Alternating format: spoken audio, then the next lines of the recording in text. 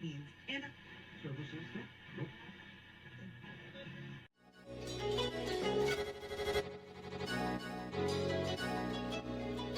let's go. He wants to jump 1,000 cars. Sir, you have 1,000 cars. I don't think I'd attempt to try this stunt. Or we owe this horsepower to Uncle Sam. Too many Car. Roses would be. Like I put my beer belly on it. If you can't immediately tell somebody how many cars you have, you'll really give those uppity yuppies something to think about. Stay on the bar. Don't go off the bar with your Bronco. 1980 Volvo horns. What's right? I want a man's coolant. and he's like, "Oh, I thought it'd be small. It's for a small car." And I'm like, "Yeah, but it's still an automatic transmission. They're never going to be light." It's definitely going to have to crash. Starting off with Brad buying another car. That's the West. Internet. Is this a Nigerian oil print? I also wish you drove a tan Camry. Anyways, Anyway, that's a horrible, very horrible podcast content. very Talking about a picture. inside joke. It loves to be driven hard. Welcome to Auto Off Topic. We are back. We're hopefully back and not lagging, but we're here. Let's try it. How are you, Brad? Well, it turns out, Andrew. That I like slow cars, and also I apparently like slow internet. You drive cars from the 70s. That's where we're at right you now. do this podcast on a modem from the 70s. Yes. Yep. Yeah. It's basically it's military like, surplus from the 70s. We've go ahead.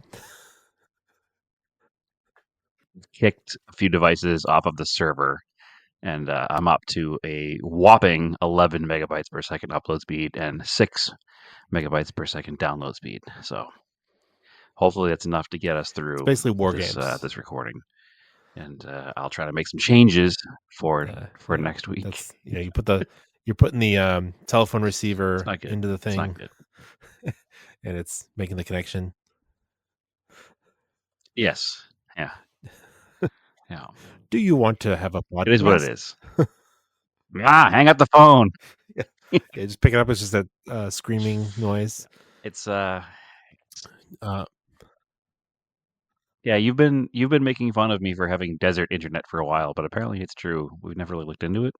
But all these problems we've been having, probably my fault, because I live in the desert, and apparently there's no internet here in the desert. And even when I run a speed test, it says that my hub is out of Las Vegas, which seems weird because it's not Phoenix, which Phoenix is not a small town. It's not like I live in the desert. Yeah. I live in the city.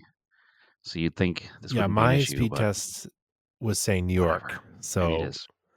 which, that makes sense. There's a lot of like servers in New York, but weird, because I think I mean, I guess it also makes sense because Boston to New York is pretty equidistant to Phoenix to Vegas, and there probably are a lot of servers in the desert outside Vegas because there's a lot of space out there. And you probably get all the So electricity that from would the make sense. dam.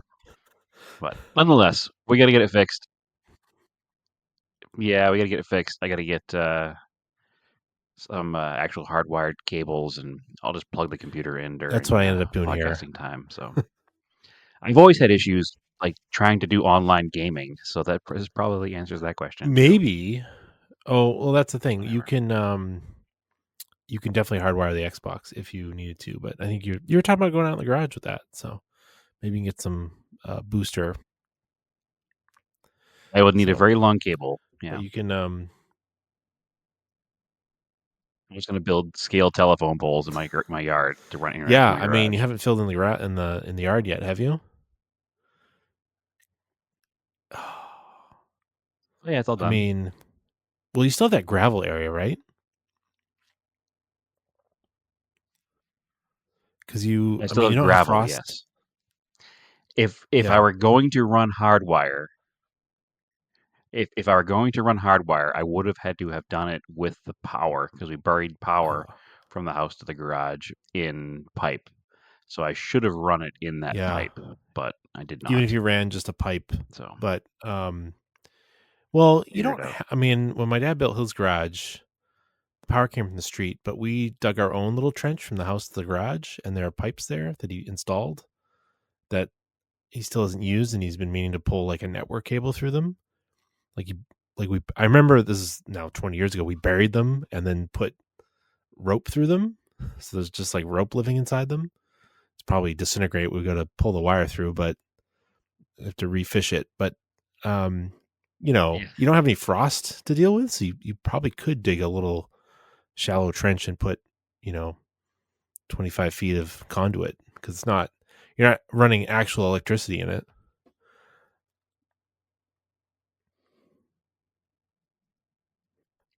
No, you're right, but I'm not going to worry about it right now. I'll figure it out. I want Yeah. to see if maybe I can get a signal booster that will maybe work, but I think for now I'm just going to do the. It's like $7 for 50 feet of Cat5 network cable.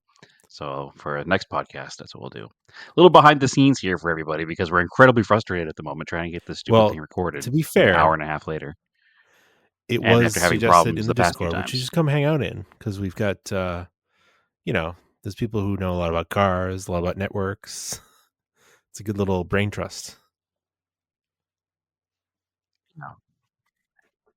It really is. Anytime I have a question about anything, I ask the Discord, and Naomi always says to me, "What did the hive say?" So she calls us the mind hive. Most But it of us works. have done something, so Yeah, I'll figure it out. Yeah. Well, listen, the collective knowledge is always I better know than individual knowledge. there's computer people in So there. it's the team We've think got some strategy. electricians, so yeah, it's pretty useful. It's carpenters.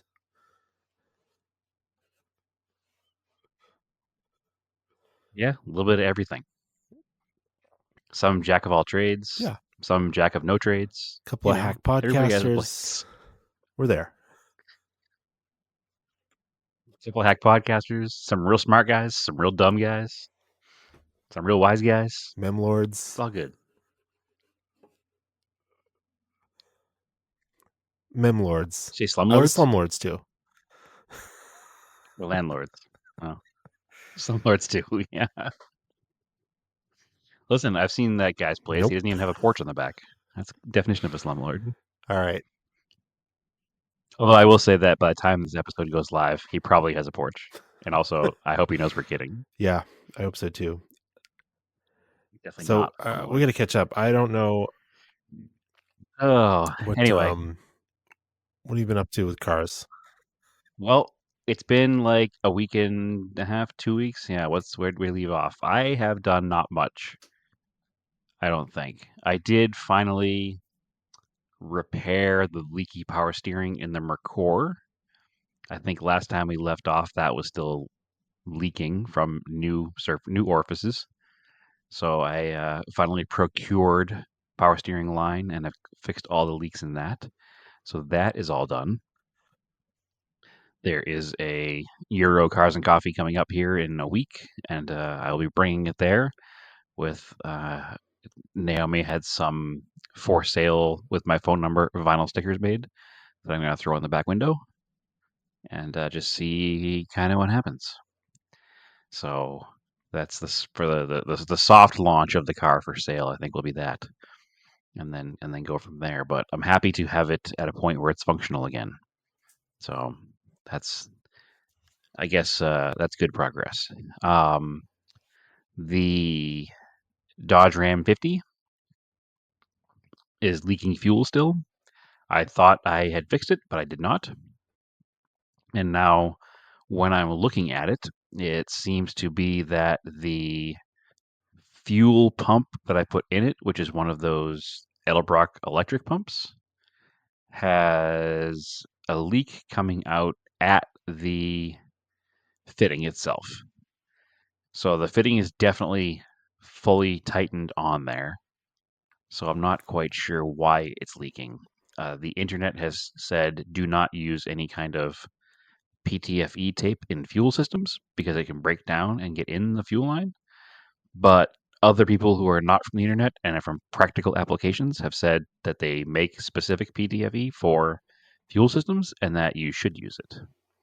So I'm not sure which way to go with that, but I guess as long as I make sure I don't use too much of it and make sure all of it stays on the threads and doesn't like hang over the edge, maybe I'll be good. So I'll try that first, and if that doesn't work, I guess I'll try a different style of fuel pump because it's not like leaking a lot of fuel. It's just it's seeping enough that it drips a little at a time. And of all the liquids that a vehicle has that I don't want dripping, fuel is probably number one. So I need to Uh, figure that situation out. But I've at least dialed it down to it is definitely coming out of that pump. I don't need to, as I thought I might have to, remove the fuel tank again, which is good.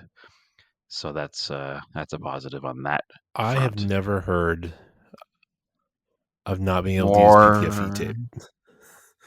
Of fuel. No, that doesn't make any sense. I had never thought of it. Well, according to the internet, and the internet is always correct, even if it's slow. It said that the problem with using PTFE on fuel systems is that if a piece of it can come off in the fuel system, it can clog injectors or carburetors or pumps or whatever. But I don't think that's going to be a problem because they make the stuff. There's a special PTFE that's yellow that's for fuel. So I guess I'll get something Yeah, to put it on there. because I bet It won't hurt at this point. no, I mean, and I it's bet the leaking fittings fuel. going into it are NPT fittings, and you usually throw a little thread sealant tape on there, or you can get liquid thread sealant that's made for that stuff. Yeah. Well, that's the next purchase. So I'll get that taken care of this weekend. Because it's not leaking a lot of fuel. It's like if it were any other liquid, it would be like so minute that you wouldn't even know. But because it's fuel, you can smell it, and I don't want it to get worse, and I don't want to leak fuel places. Plus, I just don't like smelling fuel. It's not pleasant. So I gotta fix that. Also, dripping fuel all over the desert while off-roading is probably not smiled upon. So I don't want to do that either. But I'll get it taken care of. So some PTFE or liquid, I'll figure out something. I do know that Home Depot sells the yellow colored PTFE, so I'll use that. I'll use that this weekend. Hopefully, I don't dump too much fuel trying to do it, but we'll figure it out. Let's see. Naomi has gone full on back into the Mustang now that she's all healed up from her surgery. So that's good. A bunch more disassembly has happened. We are almost ready to do the painting of the underhood section and then bolt on all of the engine, bolt the engine in, and then all of the new front suspension components, and everything will look from the firewall forward nice and fresh. So that should happen soon. I managed to figure out there's a special tool that they make for Ford coils, like coil springs.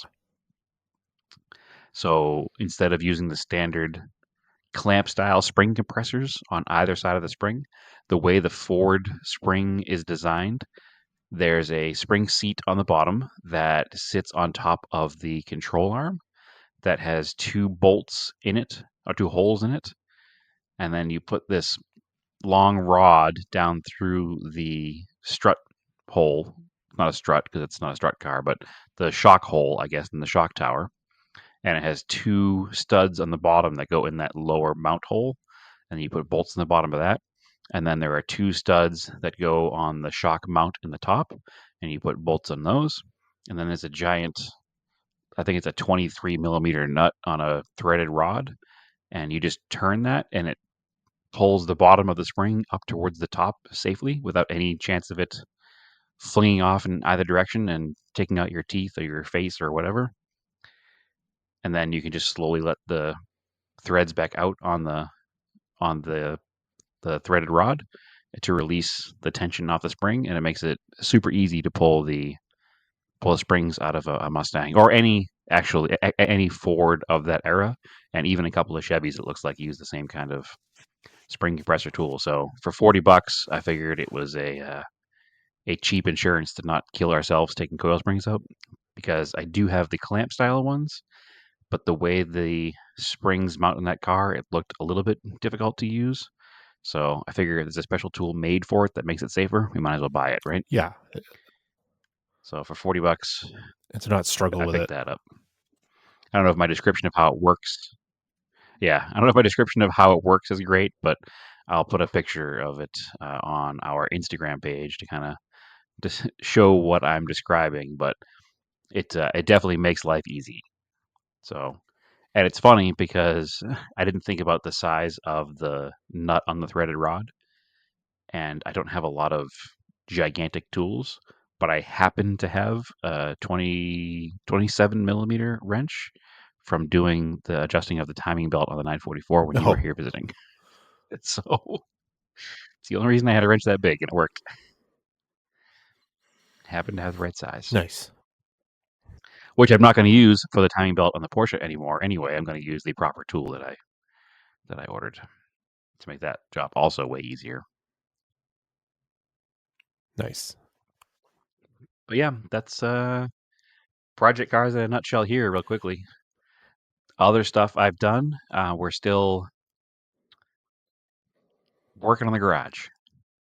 So I don't remember if I said or not, but the TV is hung. We picked up a 75-inch television for the TV for the wall out there. Yowza. I don't recommend hanging a 75-inch television higher than normal, which is what we did. And then after I did it and struggled with it, I put a picture of it in the Discord, and there were solutions shown to me of how I should have hung it, and didn't do it that way. But now I know. So next time I have to hang a 75-inch TV higher than my shoulders, I will rent a drywall jack, because that's what was suggested. Yeah. Would have been a lot easier, that's for sure. Because lifting that thing was not easy. So it's funny how cheap televisions are now. That a 75-inch TV is even something that I would consider purchasing, because they used to be thousands and thousands of dollars, and it cost half of one now Yeah. for a good one, for a nice Samsung Smart TV. Yeah, Like, because ridiculous. a major joke because we watched Elf like 10 times or more during Christmas. The major joke in that movie is that what's this guy, the author they hired to come in, I can't remember his name, even though I watched the movie a bunch of times, is like, bro, I have a 70-inch plasma screen in my 3 houses, one in each of my 3 houses, right? That was like a huge flex in 2003. Right. Yeah. Yeah. Now that's like Yeah. $1,500 Yeah, it was like for all 10 three of grand them. back then. I think it was a little more than I think it was like $575 for a 75-inch Samsung like smart television. And the garage wall is so large that a big size TV like that made sense. So you could watch it from in front of the garage or in the garage or whatever. And it's basketball season, so as I've been out there, I've been watching as many Suns or Celtics games that get broadcast. So it's been nice having that out there for sure. One of Naomi's favorite things to do is to hang things on walls. She loves like precision hanging things and shelves and whatnot. So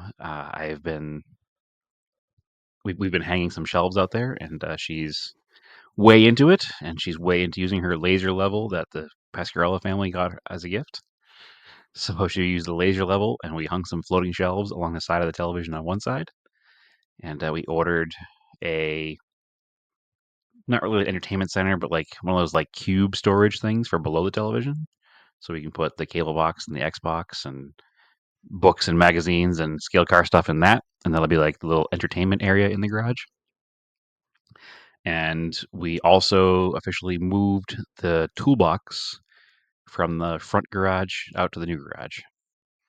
So that was a big step, getting that thing out of its little cubby in the front garage and moving it out back. So that made me feel good, makes the garage feel more like a garage, more garage stuff in the garage. Oh, and we bought a Husky rolling cart for the front garage, so that we can still have tools in the front in a smaller cart, but also it's a small enough cart that when we're working on projects that are not in the garage, like like where the Mustang is sitting in front of the garage.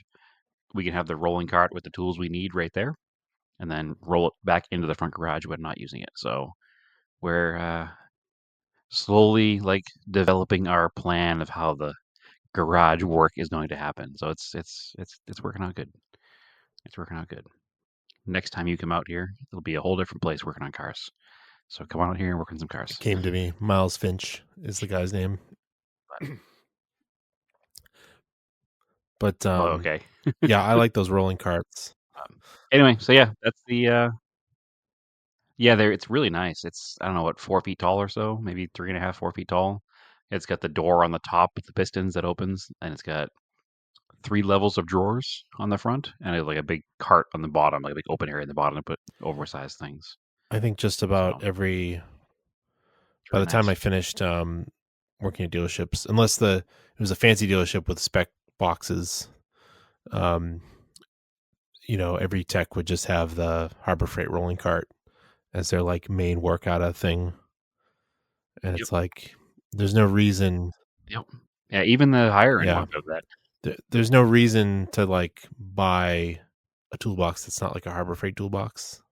like they're not any nicer to buy it. Yeah. Oh, we actually didn't. We didn't buy the Harbor Freight one. We bought the Husky one from Home Depot. It was the same money as the Harbor Freight one, but what I liked better about it was that one side of it is set up for it's like a pegboard. It has the holes in the side so you can put the metal hooks all up and down that one side. The Harbor Freight ones don't have that. So that was really the only difference. They were I think they were within $5 of each other price wise. And I went with the Home Depot one strictly because of that, and also because we have a Home Depot card, and if we buy something at Home Depot, we can get 0 interest for 6 months and pay for it over time. So that's the double bonus of the Home Depot. But the reason we went with that one was because it has the like I said the rack style on the side for hanging the things. So little extra bonus. But yeah, we've already been using it with the Mustang out there, and it works out really well. Oh, and also I bought a set of Milwaukee 1/4 inch drive ratchets. I've never had like a nice set of 1/4 inch drive. I've had a bunch of hand-me-down stuff and mismatched things, and I've always wanted a good set of 1/4 inch drive. And I recently picked up the 3/8 Milwaukee set. I got it for Christmas last year actually, and I love it. And the 1/4 inch drive set is every bit as nice. If you're looking to buy new tools right now, like not just power stuff, Milwaukee makes really good hand tools. I'm very impressed. They're a mid-level price point, but they feel every bit as nice as a higher end, Snap-on or something. So, and they all come in neat carry cases that the trays come out of, so you can put the trays just in your toolbox if you wanted to, or leave them in the carrying cases. So they're very, very nice. Hmm. Highly recommended from the hack mechanics of Auto Off Topic. See how they compare to gear wrenches. That's my Yeah. go-to. Sure. Yeah. Well, again, next time you come out here and help me work on some cars, you can use them and find out. But they're I'm honestly impressed. And so I think the gear wrenches are pretty good too. They're probably equivalent money wise. I'm sure they're equivalent too because they're not cheap. They're not Harbor Freight level tools, but they're also not expensive as say a Matco or a Snap-on. But I think they're every bit as nice as a Matco or a Snap-on. Like the amount of clicks and the ratcheting heads are really nice, and they work really nice. And the coolest thing I like about them is the sockets. They're all obviously round on the top, like normal. The bottom, the base of them are squared off. So when you put them on something, they don't roll away. Oh, okay. Yeah, that's a very Hmm. cool feature. But something I'd never seen anybody else do except for them. But Anyway, so yeah, that's what's been going on here car wise. Which when I first started talking about it, didn't seem like a lot, but that's actually a lot Yeah. in the past week or so. I think I mentioned that I picked up the Volvo block for the machine shop. Last podcast, you picked up the Volvo block, but you hadn't even unwrapped Well, I it still yet. haven't unwrapped it. And I finally bought assembly grease, bought a fresh tube of it. I got it from the local Napa. I like local Napa here, independently owned. Order stuff online. You get AAA. It's like a 10% discount to use AAA. Because I also needed The PBD Mass Napa. no, the PBD Mass one. Napa. The PBD guys are assume. super nice over there. And it was a little weird though because the stuff I ordered, doing it online makes it seem like they have it in stock, but they actually have to like get it from other places, which was kind of annoying. So I felt a little bad that making them run around, but they did it for me, so sure. Because That's their job. yeah, some of the stuff comes from their warehouse, but like I ordered oil for Stephanie's car, which is I like the Licamoly, and I got an extra quart so I could top off between stuff because I didn't have any. But like he's like, oh, I got to go to the Saga store to get it, and like I said, they're not really like they're all independent, so it's kind of strange. But he's like, I'm not sure if I'll be able to, but it turns out they were, and they got it for me. It just took an extra day, which is cool. So yeah, I've got assembly grease. So my dad and I are going to work on that this weekend because we have to fit the main bearings, put the crank in, throw some plastic gauge in there, tighten stuff down, make sure the clearances are good, which they should be, assuming the expensive machine shop did their work correctly, which I would hope. And then that comes back apart, and we'll grease it up, put the crank in it, and then can work our way up because we have to fit the pistons on the small ends of the rods. We have to fit the rings and make sure they're the right, make any little adjustments to them. And then fit the pistons in the block. I've got the cam. Part of the machine work I paid for was pressing the cam bearings in to the block already, so that's already done. But we'll just have to set the cam into the block, and then I can basically assemble the whole short block, I think, hopefully in the next 2 weeks. And then the stopping point will be, I ordered today the head gasket, which comes from Cometic, and it is made to order. So I didn't want to order, an organic one because those ones kind of suck. I like multi-layer head gaskets, the metal ones. They're way better. I've used them on, both of my 4G63s. I think, yeah. So I know the Talon has a Cometic head gasket. The Mitsubishi has a Mitsubishi multi-layer head gasket. It's basically the same as the Cometic, but they're way better. Basically, and then with the way the block was machined, you can pick out the bore size, and then you had to pick out the thickness because on this engine, it matters when it's torqued down and how much it compresses. So again, on the Discord, I had them check my math. So we figured out the thickness of the head gasket that I should have to equal out roughly the stock equivalent of compressed squish so much on the head gasket. So the compression ratio stays about what it should be, because this engine. Yeah, you also don't want to turn it into a interference engine by accident. Well, yeah, and we'll double check. This thing will get turned over by hand well before it gets fired up with a starter. And that's actually one of the things that my dad was talking about. I forgot. He's assembled a bunch of engines.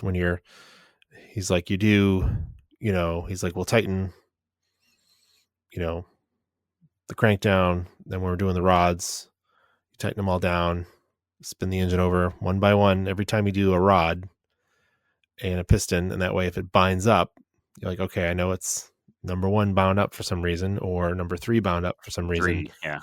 and we'll stop there, which I don't think will happen, but it's a good practice.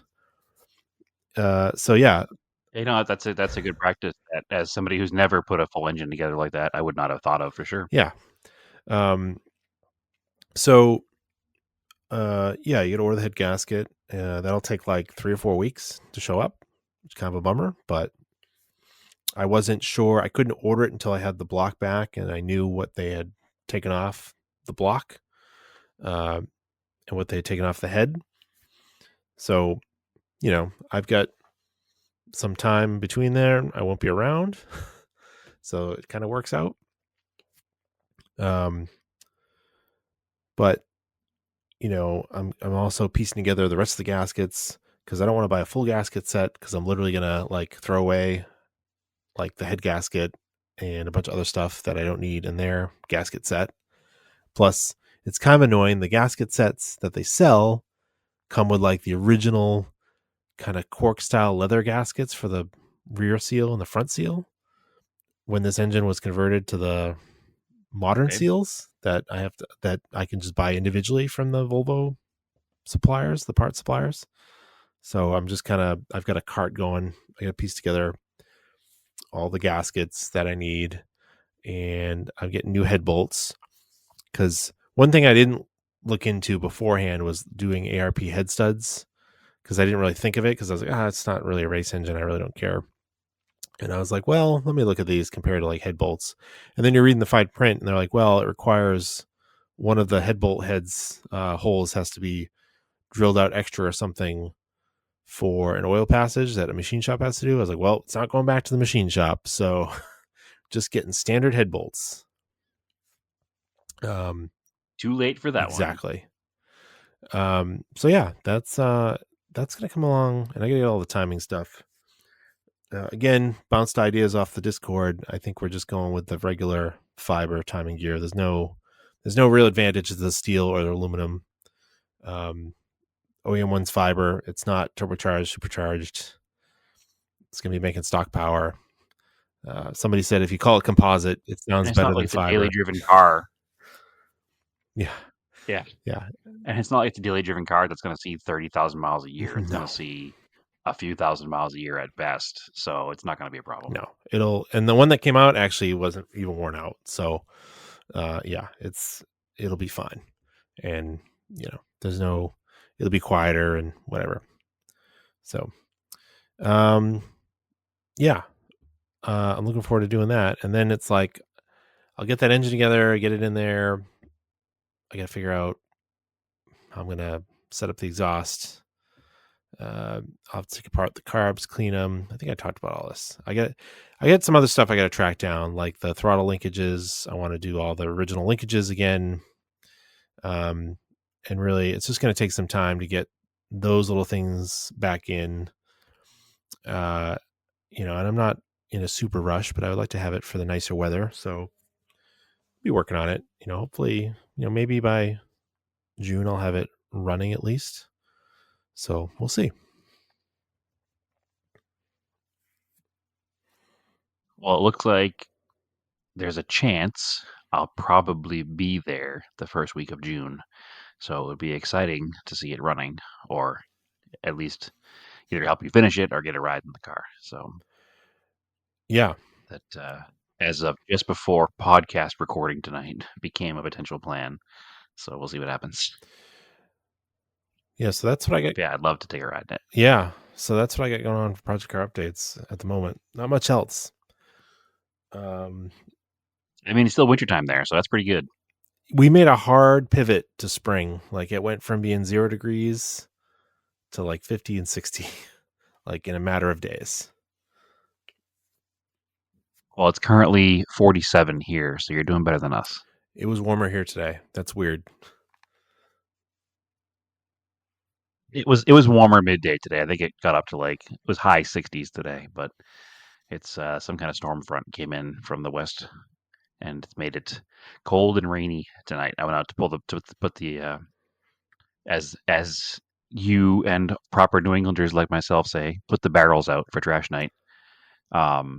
and it was not quite 50 degrees, 20 to 30 mile an hour wind gusts, and sideways rain. So it was fun. It was cold, actually. What do those heathens call them? Garbage When you're cans? used to warm Phoenix, that's cold. They don't call them barrels because every time I say barrels, people look at me like I have 10 heads. It's a So barrel. yes, they are garbage cans, trash cans. Yeah, not barrels. So when talking to somebody like yourself from New England, I will use the proper terminology of barrel every time. Was it a shopping cart? Actually, No, I use it here too, and just let people look at me sideways. it's a carriage, not a shopping cart. Yeah, no, there's a lot of weird ones, but barrel bothers me the most for some reason because it defines what it is. It is a barrel for trash. I don't know why people don't call it that, but I guess I'm the one who came here. I'm the visitor, so well, even as a permanent resident, I guess I'm still a visitor at that point. But no. Anyway, so yeah, trash barrels are out because it's Thursday and trash day is Friday, and sometimes the trash truck comes through here at like 6 a.m. So if I don't have the trash out in the barrel, I'll miss the trash truck. And then I have to go to the dump because we only allowed one trash can per week. So I couldn't fill up a second one. Hmm. So anyway, yeah, it's cold out. Moral of the story: barrels or cans or whatever, it's cold. So, let's see. I have not done any scale AutoCAD stuff, so that's cool. I have actually I put some scale autos on the shelves that are hung in the garage. Okay. That's my update. I think I did a little bit. I didn't talk about it. I just did the rear axle of the Element. I put the bearings in it because it's just a separate piece I could take off. I'm trying to do it in sections because it's kind of annoying because I have to get to there's a bunch of bearings inside the transmission in the middle of the truck I'd have to take apart, and then the front diff and front axles. So I'm kind of working on it slowly. It's kind of interesting, the fast eddy bearings I got. I was looking at them in the package, and like 4 of them are just open ball bearings. Like the bearing, it's a bearing, but then it has no sides. You can just see the ball bearings. And I was like, that's kind of weird. Those must be internal somewhere. So yeah, they are for the rear diff, the 2 carrier bearings, which were actually, it had bearings in there from the factory, but they were just sealed with metal. These ones replace it. They're just open. So I guess as you pack it with grease, they can get grease inside there. Interesting.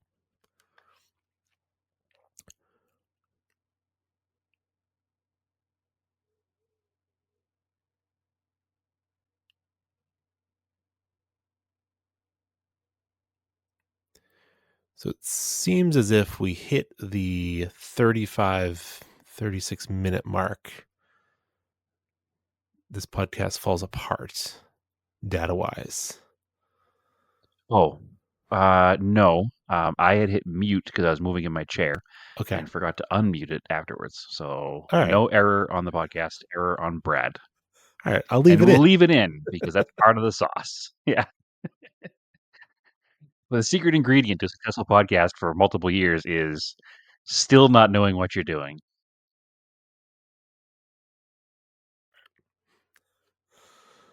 All right. So a little, as we were joking about it, my Chrome window crashed.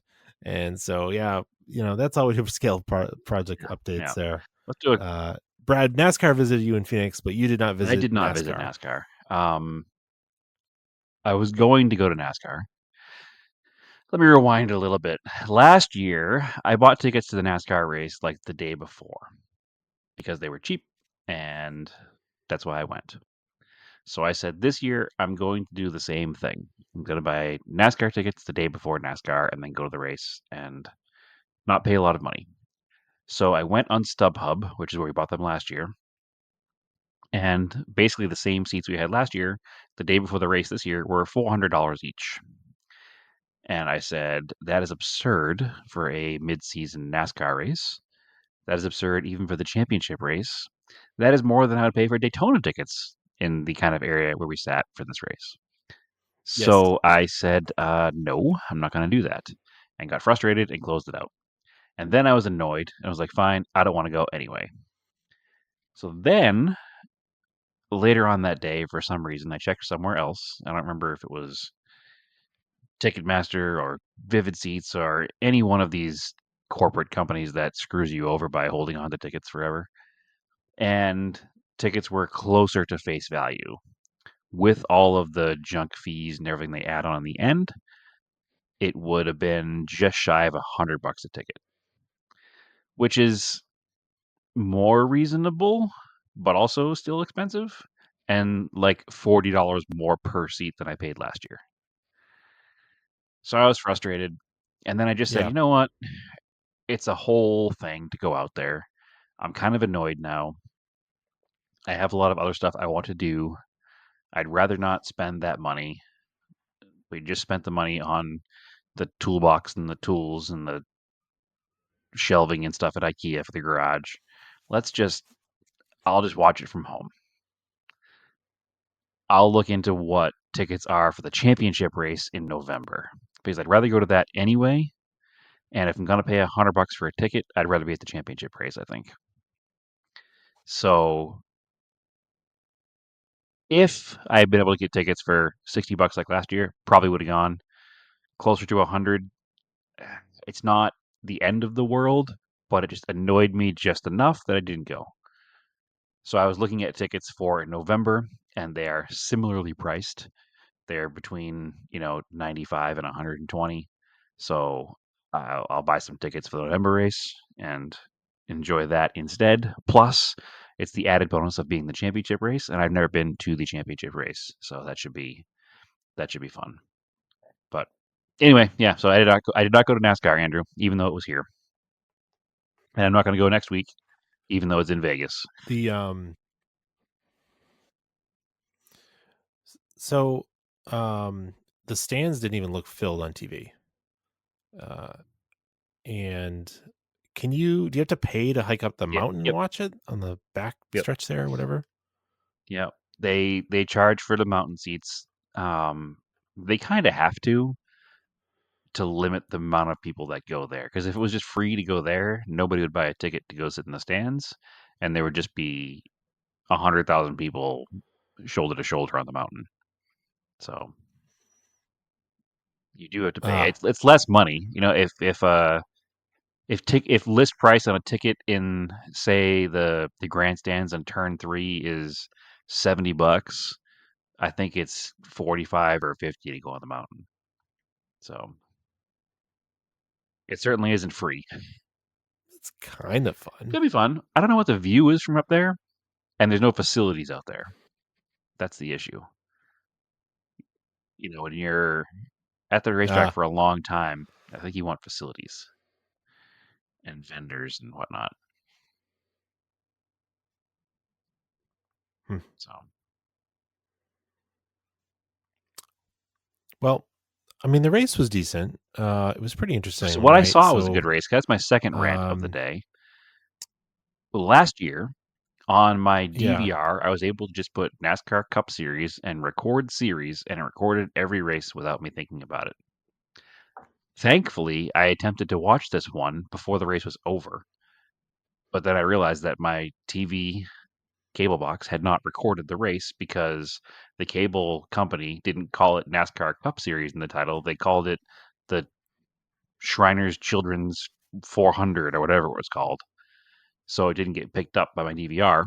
And when I turned the race on, there were 100 laps left. So I only got to see the last 100 laps. So quite annoyed in general. I'm like so bad at this. I'm completely blanking on who had the pole.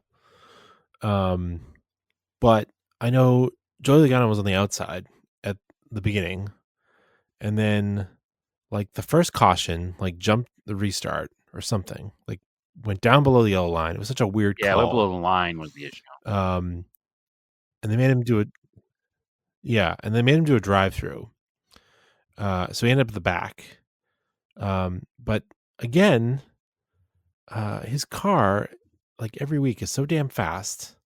he drove right back to the front eventually. But the other interesting thing was this race was they ran 2 tire compounds, which they really should be running at every racetrack. Like maybe not the super speedways, but maybe they should. I don't know. It just feels like every other race series runs multiple compounds.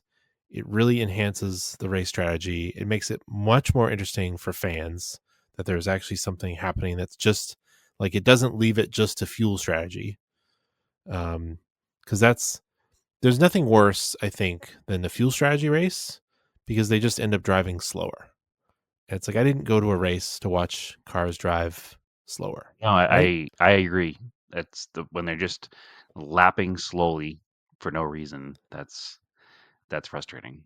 I don't mind some fuel strategy towards the end of a run when it's always been changed Exactly. because of cautions and pit strategy and that because at that point you have guys that are trying to conserve fuel and guys that can just run flat out and that makes for racing good. But when everybody has the same fuel load and everybody's trying to save fuel, it's dumb.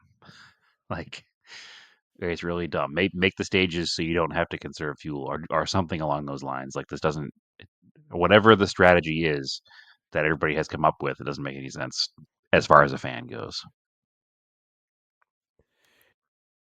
And giving drivers the option to run a softer tire and then run up to the top of the field really changes the dynamic of the race. And then a lot of the guys that can save those soft tires, I mean, Logano went super long on him. He did a really good job trying to save him. But eventually they ran out and, everybody caught him.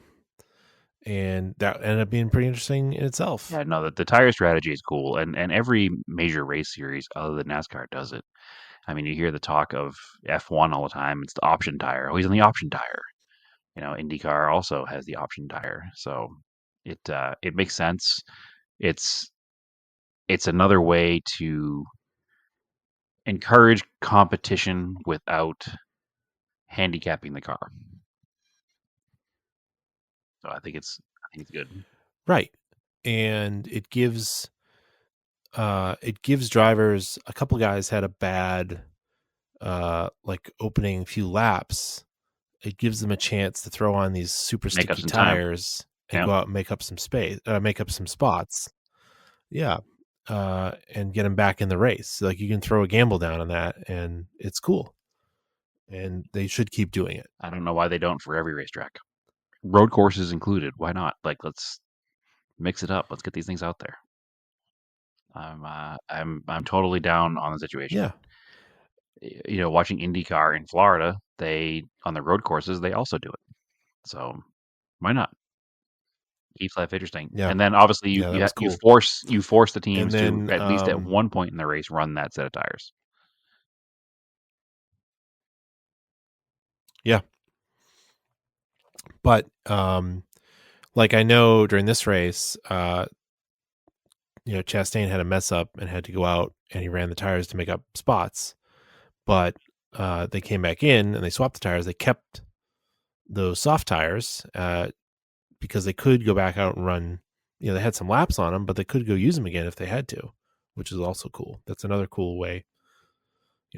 Get back up on competitive position, and then when everybody pits come in, put a set of hard tires back on again, run with their wheels to hard tires because you're already up in the top 15, top 20, whatever, and then you can switch back to softs when everybody else does. Like that's Yeah. cool.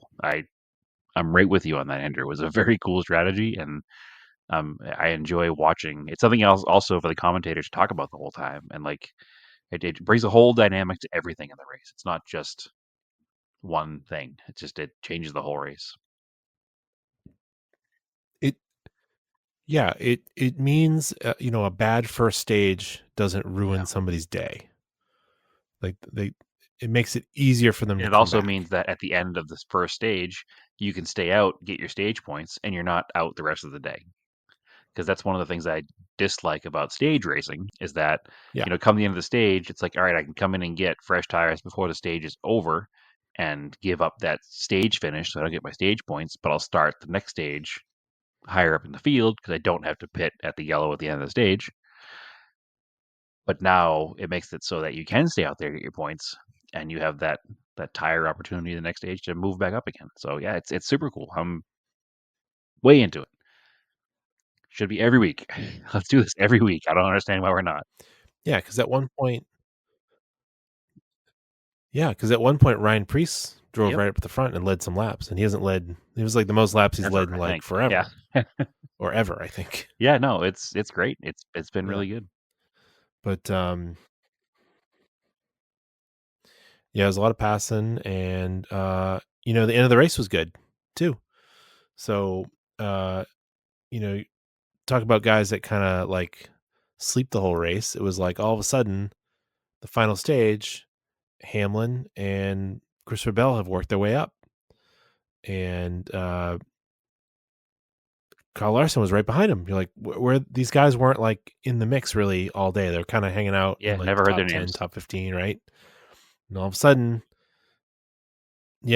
sudden, just through other cars falling off, some wrecks, you had, it was pretty impressive final, because it ended up on a restart, right? So, and of course, Christopher Bell and Hamlin are teammates. So it got a little close there, and Christopher Bell definitely used up Hamlin a bit in the last corner. But There's he no didn't put him in the wall. there's no which is teammates good when there's because a they're lap teammates. left. Like you got to win the race. Like, you're not gonna take the guy out, but you got to win the race. Yeah, but he didn't. Yeah, he didn't do him dirty. He just pushed him up high. Like that's the way NASCAR goes. And 3 times in a row, which is pretty impressive. I haven't seen a 3-time in a row winner in, I think, what did they say? It was Kevin Harvick, right? In like 2018 Yeah, it wasn't as long ago as I or thought it something. was, but yeah, it was Kevin Harvick, and I think 2017, 2018. It's Yeah. also cool because not only has he won 3 in a row, but he also won Yeah. Phoenix last year in the spring race. So I went to the race last year, and Christopher Bell won then too. Yeah. So super cool. And I have no issue with Christopher Bell other He won than at New Hampshire. other than he's a JGR car. That's like I like the kid. He seems like a good guy. He's fun to watch. He's obviously good. So I have no complaints about Christopher Bell winning. And with the success that he's having, he's really cementing himself as, you know, one of the greats, right? Like, kid kind of came out of nowhere, but these past 2-3 years have been very successful for him. So I have no issue with that. I think people kind of sleep on him because he looks Yeah. like a child. Every He's super time they young. pull up his picture, I'm like, what is this kid, 12? And yeah, I mean, it was crazy because the start of the season he had 9 wins, career wins, and he's already added So I 3 mean, these to past that, 2-3 which is years, he's really impressive. just So come out of nowhere, and he's definitely on his way. he's cementing himself as one of the greats. There's no question. He's won. I think he's won 7 races since the last time Kyle Busch won a race. So what does that say? Move over, old guard, right? Which is just something satisfying. Yeah, he Yeah, literally it's true. moved Denny Hamlin over. There's just something satisfying every week about watching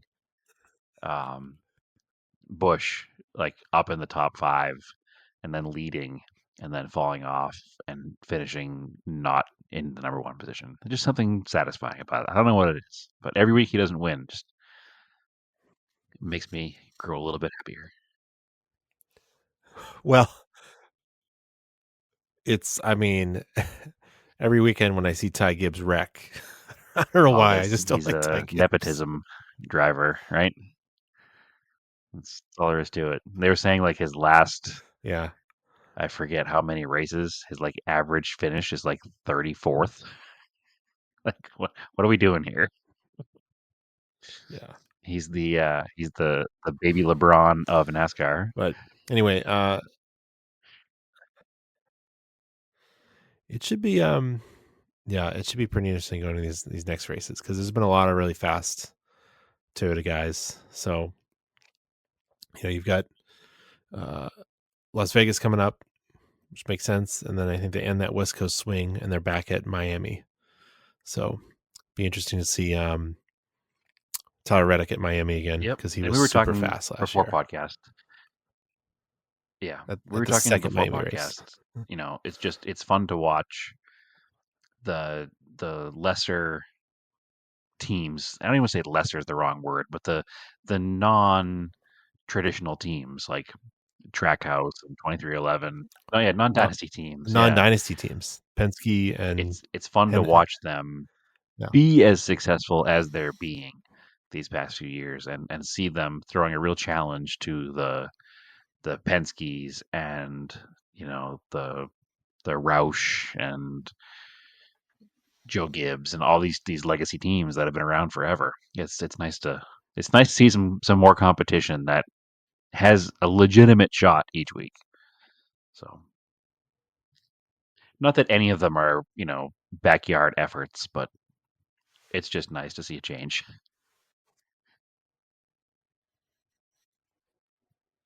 Anyway, that's NASCAR. Go Christopher Bell. Sebring is this weekend. Yeah. So Sebring's this weekend. Program alert. While you're out in the garage, Brad, you can throw on Peacock and watch Sebring 12 hours. So yeah. That's then we got Vegas. I don't think IndyCar is on for a couple more weeks. They're at like Thermal Club, I which saw is they that were weird, at Thermal, like, and I club thought that was racetrack. strange. Kind of a weird place. They did it last year and people didn't like it because it was like just weird because it's not a spectating track. It's like you just went to a Did they Club put Motorsport or grandstands in something for like the IndyCars? ran Or IndyCars not? there. It's weird. Huh. No, That's no. odd. It's just for like the people, like the club members. I have strange. thoughts about that we'll take off air. IMSA announced their 2026 schedule. Again, Lime Rock not on there. But they are going to Indy, the road course, in September. That's cool. Which is kind of cool of 2026. So I'd like to go back out to Indy to see a road course race. Maybe that's my chance. 2026. Plenty of time to plan. Do you know what month that's going to be in? Yep. I think that's September. the month we already have a trip planned in 2026. I'll have to ask Naomi.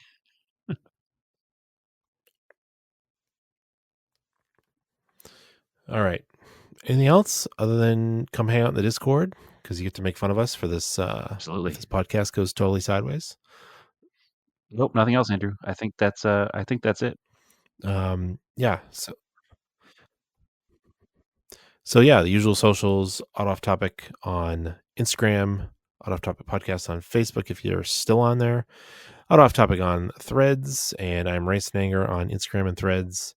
And there's also Scale Autocast. I haven't put anything up in the last couple of weeks, but there is some stuff up there that's been rather recent. They can find me at Brad, Scale where can they find Autocast. you? I actually just took some pictures while I was waiting for this thing to start. And they can find me at all my other stuff at TSISS350. Still the same, even though I've threatened to change it. I have not. All right, cool. So, as always, keep cars analog and aim for roses.